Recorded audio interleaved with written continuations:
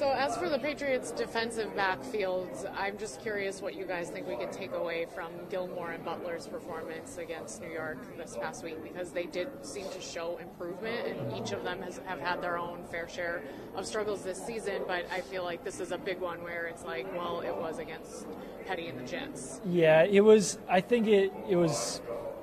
You can't take too much away from it. It was a bounce-back performance from both those guys. They both clicked at the same time for one of the first games all season, but some of it was just, no offense to him, but cowardice by Bryce Petty. He barely threw to those guys. So if you're not throwing to them, then yeah, maybe that says that they're covering well, but it also could just be that Bryce Petty was relying far more heavily on his tight ends, on his running backs, than he was on those outside receivers and the slot receiver, because he really started targeting Jonathan Jones heavily at the end of that game. So I think they did play well, but I'm going to need to see it against a better team, against a better quarterback, against better wide receivers, before I know that they're going to be strong and this bounce-back performance is for real throughout the postseason. Yeah, totally agree with those. But I would say I'm more impressed with this performance than I would be if Bryce Petty was trying to throw to them the whole game and just throwing balls behind people like he was to pretty much every other player in this game. He barely even, I think neither of those players were targeted until, what was it, the third quarter? It was pretty deep into this game. So the fact that you have that good of coverage on receivers, including Robbie Anderson, who had a pretty good year for them,